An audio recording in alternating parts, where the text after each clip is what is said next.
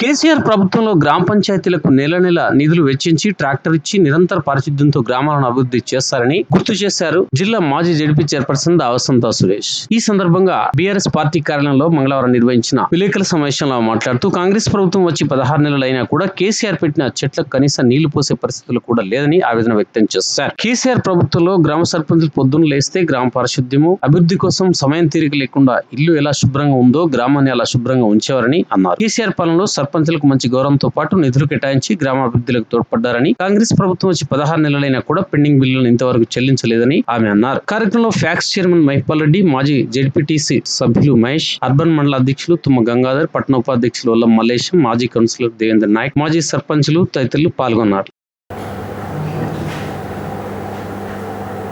నమస్కారం. అదేవిధంగా మా బీఆర్ఎస్ పార్టీ కుటుంబ సభ్యులకు అందరికీ కూడా నమస్కరిస్తూ,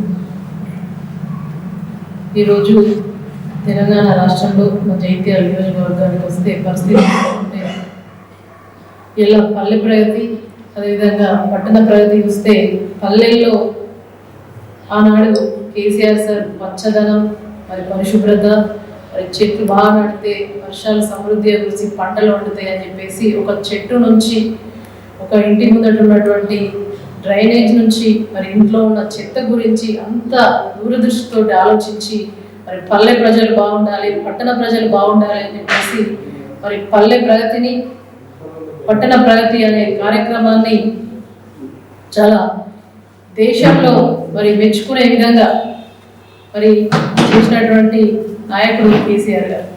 నిన్న మరి పంచాయతీరాజ్ మినిస్టర్ సీతక్క గారు మన జైత్యాల జిల్లాకు రావడం జరిగింది.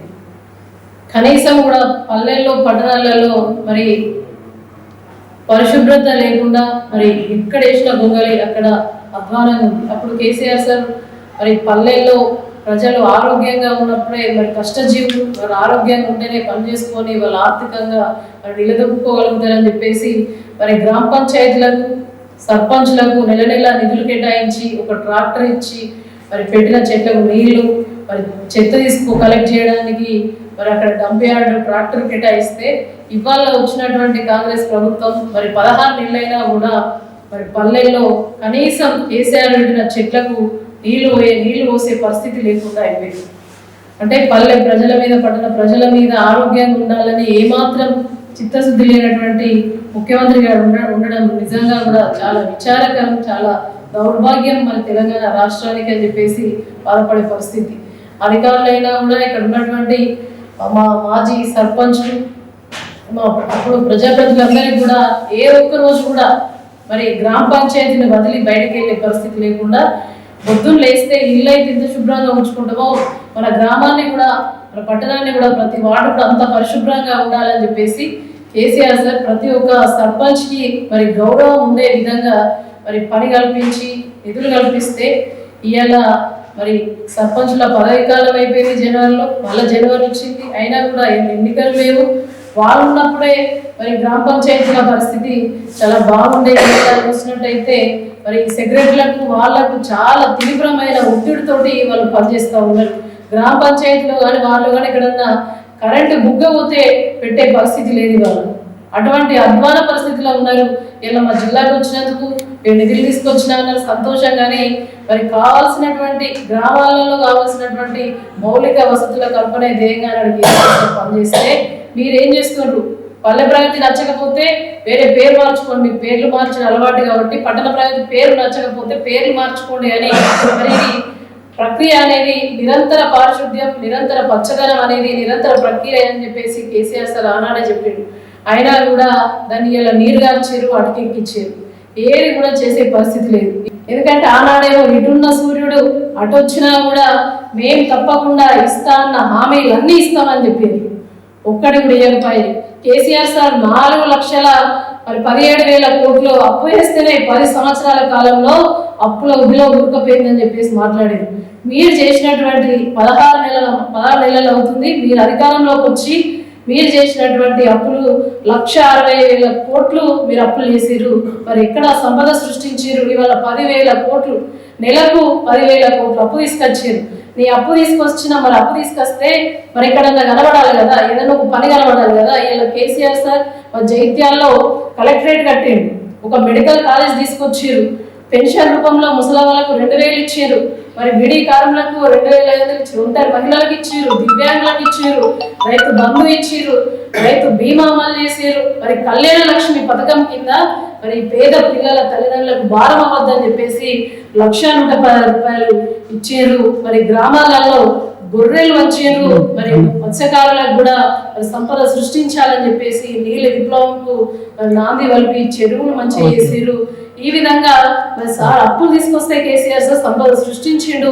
గ్రామాల్లో అందరూ కూడా ఆర్థికంగా నిలదొక్కుకోవడానికి ఒక ఆర్థిక మరి సంక్షోభం లేకుండా ఒక మంచి క్రియేటివిటీని మరి క్రియేట్ చేస్తే ఇవాళ మీరు తీసుకొచ్చిన 1,60,000 కోట్లతోటి ఏం పని చేసిర్రు అని చెప్పేసి చెప్పవలసిందిగా మేము డిమాండ్ చేస్తా ఉన్నాం. ఈ అప్పులు అంటారు, 10,000 కోట్లు నెలకు అప్పులు చేస్తావు, మరి ఎక్కడ కూడా ఒక అసెట్ క్రియేట్ చేసింది లేదు, ప్రజలకు ఇచ్చింది లేదు.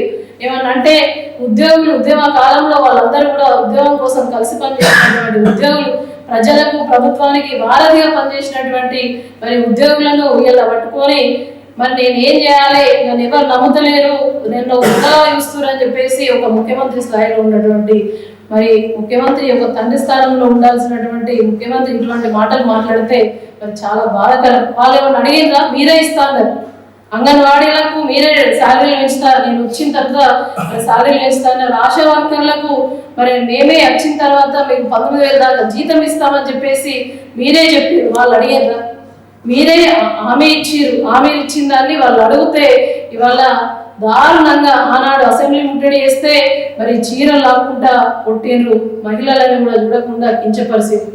ఒక రాక్షస పాలన కనిపిస్తుంది తప్ప ఎక్కడ అభివృద్ధి కనిపిస్తలే. కేసీఆర్ ఉన్నప్పుడేమో వికాసం వైపు మరి రాష్ట్రం అడుగులేస్తే ఇలా ఇది వినాశనానికి దారితీసే విధంగా ఉన్నది. మరి ఈ మానసిక స్థితి బాగాలేక మాట్లాడుతుండ్రు, ఎట్లా మాట్లాడుతుండ్రు, ఒక ముఖ్యమంత్రి స్థానం ఉన్నప్పుడు ఏం చేస్తావో మరి ఇచ్చినప్పుడు హామీలు ఇచ్చినప్పుడు మీకు ఎందుకు సోయలేకపోయాయి? నా దగ్గర ఒక ఇంటి యజమాని ఒక బిడ్డను చదివించాలన్నా, ఇంట్లో ఖర్చులు బడ్జెట్ బట్టి మరి సమకూర్చుకుంటారు. బడ్జెట్ ఎంతో ఉన్నది, నేను ఏం హామీలు ఇవ్వాలని చెప్పేసి మేనిఫెస్టోలో పెట్టుకోవాలి. అది కాకుండా ఏది పడితే అది మాట్లాడేది, ఏది నోటికి వస్తే అది మాట్లాడేది అధికారంలోకి రావడానికి. ఇలా ప్రజలను మరి నట్టేట ముంచిరు, రైతులను నట్టేట ముంచిరు, సబ్బండ వర్గాల ప్రజలు మరి వాళ్ళ ఒక అభివృద్ధిని సంక్షేమాన్ని గాలి వదిలేసారు. మళ్ళా ఇక్కడ ఎవరైనా రావాలి అని అంటే కేసీఆర్ వస్తేనే తెలంగాణ రాష్ట్రం బాగుపడితే తెలంగాణ రాష్ట్రానికి శ్రీరామ రక్ష అని చెప్పేసి బాధపడతా ఉన్నారు. ఎప్పుడైనా కూడా FRBMకు లోబడి కేసీఆర్ సార్ అప్పులు చేస్తే సంపదను సృష్టించి జైత్యాల కళ్ళ ముద్ర కనబడుతున్నాయి. బ్రహ్మాండంగా కూడా అభివృద్ధి చేసిన ఘనత మరి కేసీఆర్. ఇంటింటికి నల్లా నీళ్ళు ఇచ్చారు. ఈ విధంగా కళ్ళ ముందట సాక్షాత్కారం అవుతున్నాయి. తీసుకున్న ప్రజలకు తెలుసు కేసీఆర్ ఏం చేసిండు అనేది. నువ్వు అప్పులు తీసుకుంటున్నావు, సంపాదన లేవు, మీ అభివృద్ధి ఎందుడే తప్ప సొంత అభివృద్ధి ఇలా ప్రజల అభివృద్ధిని మొత్తం కూడా గాలి కొదిలేసారు. మేము మొత్తానికి అడుగుతా ఉన్నాం, ఈ అందాల పోటీలు ఎందుకు? నువ్వు ఇస్తాన్న హామీలు అమలు చేయండి. పల్లె ప్రజలను, పట్టణ ప్రజలను మరి గాలి కొదిలేసి ఈ అందాల పోటీల ద్వారా ఏమొస్తుంది అని చెప్పేసి ప్రశ్నిస్తా ఉన్నాం. ఒకవైపు దేశమేమో మరి పాక్ భారత్ అని చెప్పేసి యుద్ధం జరుగుతూ ఉన్నది. అటువంటి సమయంలో అండగా ఉండాల్సిన మనం ఇస్తా అన్న హామీలు లేకపోతేవి, అటు కూడా అండగా ఉండకపోతేవి, అందాల పోటీలను మాత్రం సమీక్షిస్తూ అందాల పోటీలు జరుపుతారని అంటున్నారు. ఇది నిజంగా కూడా బాధాకరం. మీరు ఇస్తా అన్న హామీలను అమలు చేయండి. ఇప్పటికైనా కూడా అవగాహన లేకపోతే కేసీఆర్ సార్ చూసి నేర్చుకోండి, లేకపోతే ఏదైనా మేధావి వర్గంతో కూర్చొని డిస్కస్ చేసి ఇస్తాన్న హామీలు ఏ విధంగా మనం అమలు చేయొచ్చో మరి చేసి తీరాలని చెప్పేసి మేము బీఆర్ఎస్ పార్టీ పక్షాన అందరం కూడా డిమాండ్ చేస్తున్నాం. ఎప్పటికైనా తెలంగాణ రాష్ట్రానికి కేసీఆర్ శ్రీరామ రక్ష అని చెప్పేసి తెలియజేస్తాము. Thank you. నేను పంచాయతీరాజ్ మినిస్టర్ సీతక్క గారు వచ్చినప్పుడు మా జైత్యాల జిల్లా మరి సర్పంచ్ల పెండింగ్ బిల్లులు మరి ఏమన్నా ఇచ్చిపోతారేమో అని చెప్పేసి మరి ఆశాభావం వ్యక్తం చేశారు. ఏ ప్రభుత్వం అయితే ప్రభుత్వం ఉన్నప్పుడు పనులు చేస్తారో నెక్స్ట్ వచ్చే గవర్నమెంట్ బిల్లులు ఇవ్వాల్సినటువంటి మరి కొనసాగించేటువంటి బిల్లులు ఇవ్వాల్సినవి కూడా ఆ ప్రభుత్వం యొక్క బాధ్యత ఉంటుంది. ఏమన్నంటే కేసీఆర్ సార్ ఉన్నప్పుడు పనులు ఇచ్చారు, వాళ్ళు ఇవ్వలేరు, మేము ఎట్లా ఇస్తామనంటే నువ్వు సీట్లో కూర్చున్నావు, ఇవాళ అధికారం వచ్చింది, కాంగ్రెస్ ప్రభుత్వం వచ్చింది, తప్పకుండా వాళ్ళు పనులు చేసింది ప్రజల సంక్షేమం కోసం. కాబట్టి వాళ్ళు పనులు చేసిన దానికి పెండింగ్ బకాయిలు ఇస్తా అని చెప్పేసి మీరే అన్నారు. అప్పుడు ఎలక్షన్ దాకానేమో పెండింగ్ బకాయిలన్నీ కూడా మేము ఇప్పిస్తామని చెప్పారు. ఇలా సర్పంచ్లను సర్వ గోసగోసుకుంటారు. వాళ్ళు చేయని పని లేదు. అధికారంలో ఉన్నప్పుడు కేసీఆర్ సార్ వాళ్ళతోటి మల్టీపర్పస్ వర్కర్తో ఏ విధంగా పని చేపిస్తారు అంత ఒక మంచి నిబద్ధతోటి పని చేయించారు. ఇలా వాళ్ళు ప్రజల కోసం పనిచేస్తే ఆ యొక్క ప్రజల కోసం పనిచేసినటువంటి పెండింగ్ బకాయిలన్నీ కూడా మా సర్పంచ్లకు వెంటనే మరి బిల్లులు చెల్లించాలని చెప్పేసి డిమాండ్ చేస్తూ ఉన్నాం. మీ దృష్టిలో ఉన్నది, మీరు మా జిల్లాకు వచ్చిర్రు సంతోషమే, కానీ ఇప్పటికైనా కూడా ఆ పెండింగ్ బకాయిలను విడుదల చేయాల్సిందిగా మా సర్పంచ్లు అందరి పక్షాన కూడా డిమాండ్ చేస్తాం.